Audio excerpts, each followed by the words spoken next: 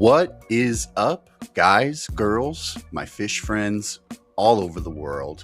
Welcome back to Hardwater Propagation. My name is Nick, and today we're doing our spring update. We've made it through the harsh winter here in western Wisconsin in the driftless region. And I'm already complaining about it being too hot. But it is actually the tail end of spring already, going into summer, and it was time for us to do an update. So a lot going on. Miss Hardwater and I are trying to get out on the river fishing as often as we can. I've been doing a live stream every Wednesday with Flatbed Aquatics and CRP Fish Cheryl.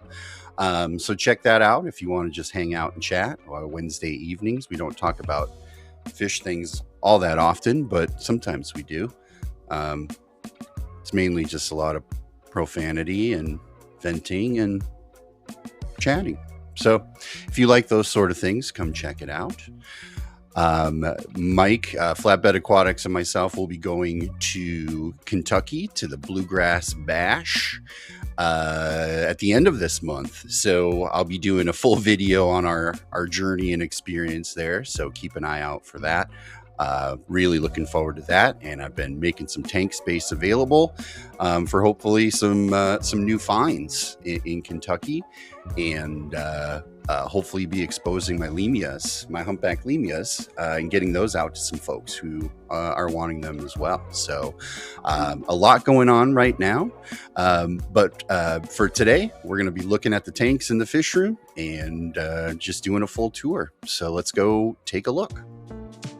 So Miss Hardwater got me this awesome fake neon, LED neon sign for the fish room. So that's a nice ad there. And this very first tank, this is a brand new tank setup. I think it's about an 8-gallon cube.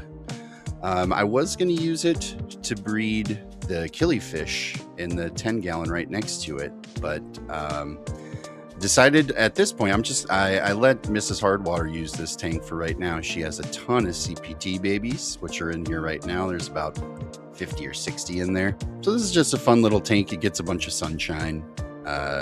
It's got one crypt in it, and some pearlweed. It's got a piece of driftwood in the back there that I really, really like, but we overboiled it, so it just leaches tannins like crazy. So the way I'm using it is behind the tank now. So moving on to the killifish tank. The killies are doing awesome. These are the gold Australs. I'd lost my male, but I finally pulled the trigger and got another pair to go with my female, and they've been doing great the whole time.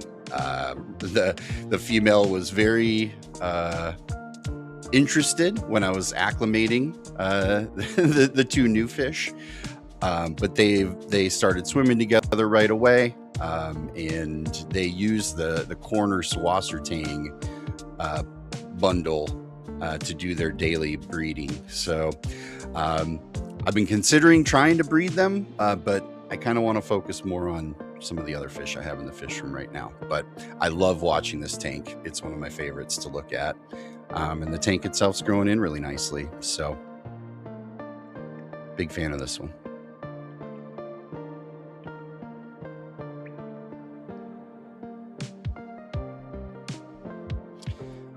Moving over to the next 10-gallon here, this is a Cracodon lateralis Los Barros tank.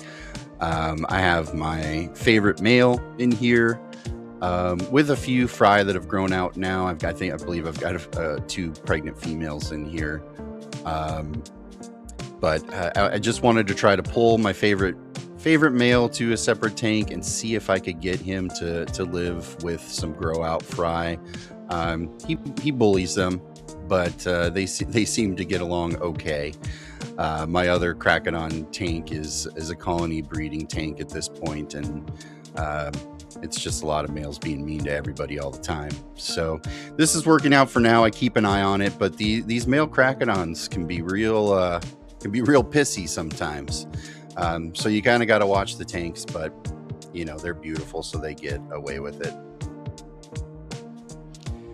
So I was able to sell my entire colony of guppies, which was great. So I've created a 10-gallon here, new tank space available. Somehow throughout the process, we missed one female, and of course she dropped some fry already. So there's a few guppies in here, but for the most part, the guppies are out of here, and this tank is going to be available. Once these guys grow up a little bit more, we'll scoop them up and put them somewhere else, and get the very elusive female, who I do not believe we'll be able to see in these clips here. I even pulled a bunch of Val out of here and had this stuff uprooted. She still eluded me. And then moving on to these 36-gallon bow front, which is the Amica Splendid colony. Again, continues to grow. And I did get video evidence of the ferocity in which these fish will decide to consume plants. In this particular case, it was a dead leaf on a crypt, which is great. They saved me a snip. But lately I've just been watching them decide on one particular branch or leaf or something that they want to go for, and they'll just eat it. So unfortunately, any of the water sprite in this tank saw the same fate as this particular leaf did as well. So very random. Obviously, I'm not going to say it's a hindrance or impossible to grow plants in the tank with these fish, but just a heads up that they will randomly decide to eat a plant from time to time, and you're just going to have to deal with that. But yeah, they're all looking great. No issues. The males are nice and sparkly.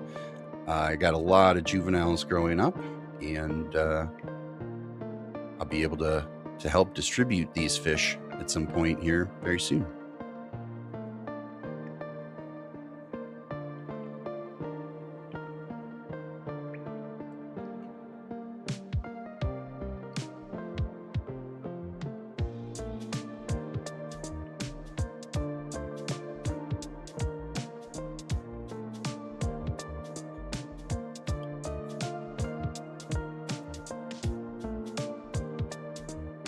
So that's the first wall in the fish office, the fish room.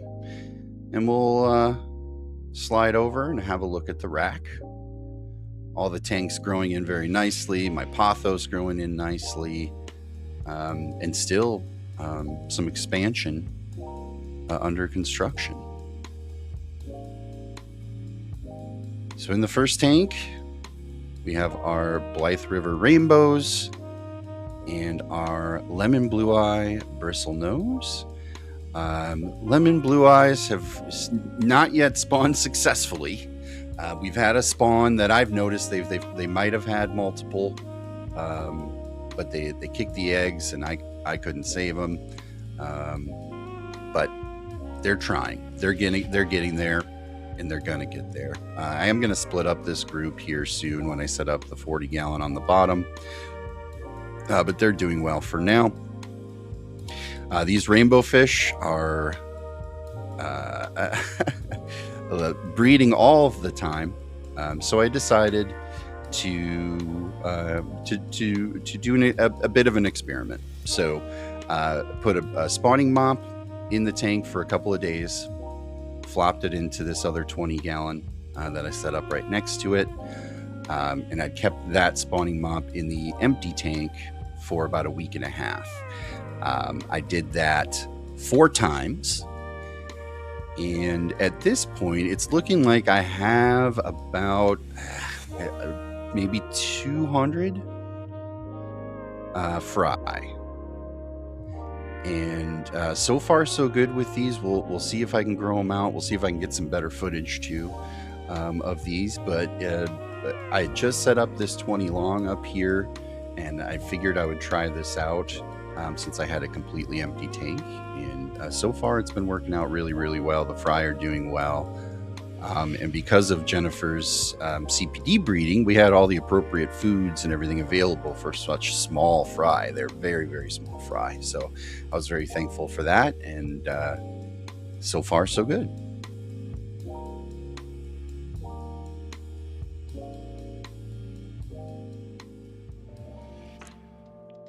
This is my colony breeding Cracodon lateralis Los Barros tank. A lot of sassy males in here and a lot of pregnant females, but so far so good. I've got some new fry in here between the thick roots and the swasser tang. The fry seem to have a lot of places to hide.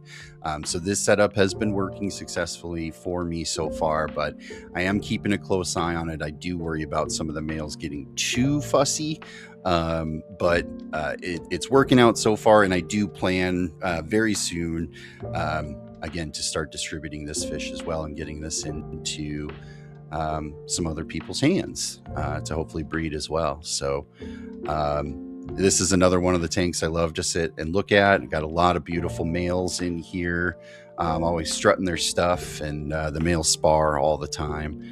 And you never know, the fry seem to pop out of nowhere. So another really fun tank to watch.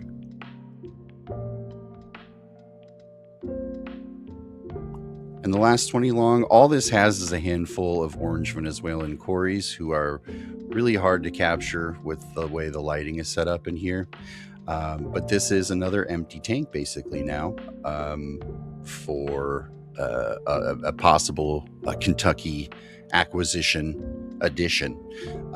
So I have a couple tanks that are ready to go if I find something new. Otherwise, I had some guppies in here before, but those have been all pulled out. And that tank is just waiting for something to breed in it. Pothos are growing out pretty well. I'm surprised for how much light these get, that they don't burn up more than they do. But that it's got a really thick runner. And now I'm just letting them kind of search for light down here. The one up here, a little more dainty. It's growing, but much more slow. But it's pretty beautiful.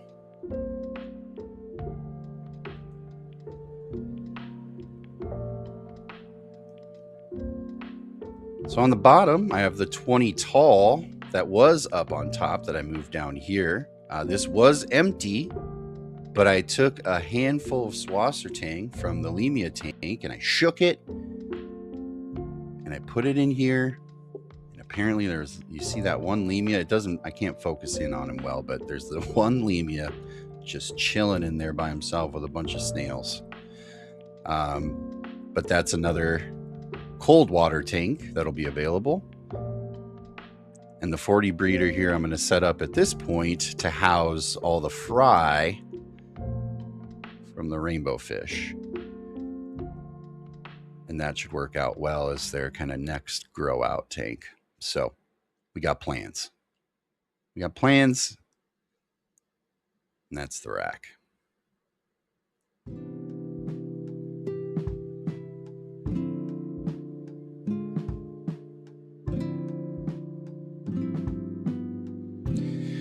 You can see my chaos feeding and utensil station there.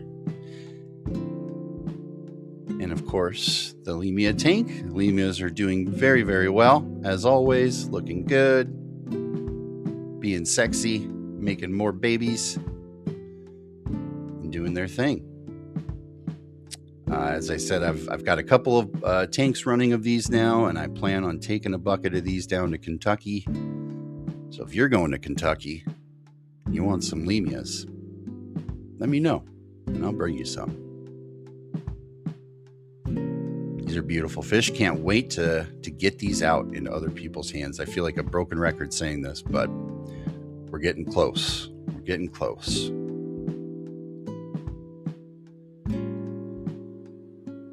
I do need to pull some of these out of here for this tank. The population is getting a bit high.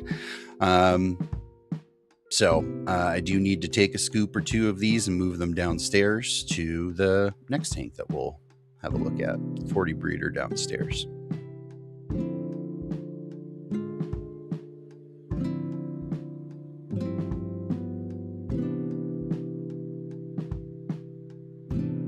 And this is the 40 breeder downstairs. A lot of fish in here as well, but still plenty of space. So I'm going to take some from upstairs, bring them down here, and this will be the tank that I pull from when we go to Kentucky. So if you do get fish from me, these are the fish. These are where they're coming from.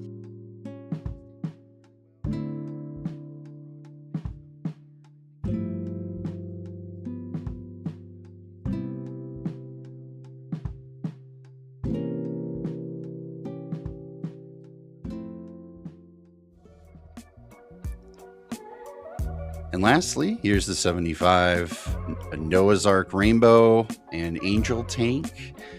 I haven't spent a whole lot of time actually looking at the fish in this tank on my channel. We've talked a bit about the tank, but I do have, it's a beautiful mating pair of these black angels. They have laid eggs several times, especially in their 55 that they used to be housed in. But they are paired off.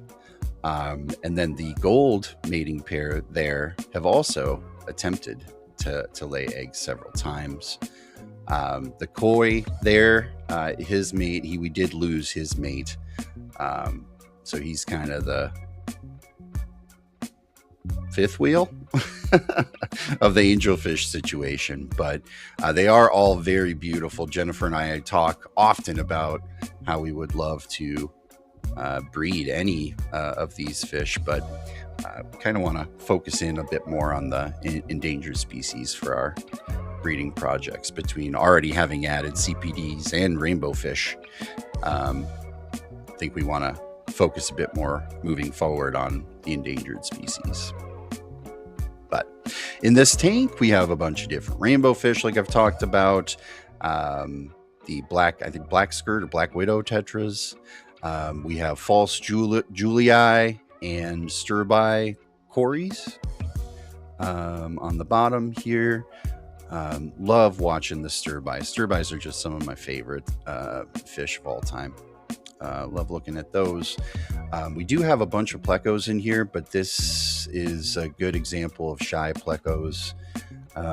There is one big male bristlenose who's full size, fully matured, that you'll kind of rarely see. We have a clown pleco in here and a Colombian Amazon pleco, I think it is. You'll rarely see any of those. You can kind of see the male hiding down there. He's waving at you a little bit. But I did transplant a snow white pleco in here.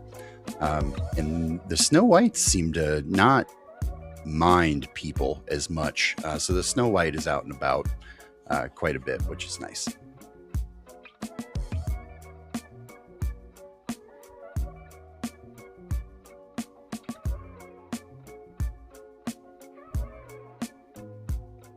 So that's what I've got for you this episode. Thank you so much for watching and checking in with us. I'll be posting again very soon with a recap of our Kentucky trip, as well as a summer and fall update as we go. So thank you again for spending time with us at Hardwater Propagation and checking in, and we'll see you next time. Thanks for watching. Take care.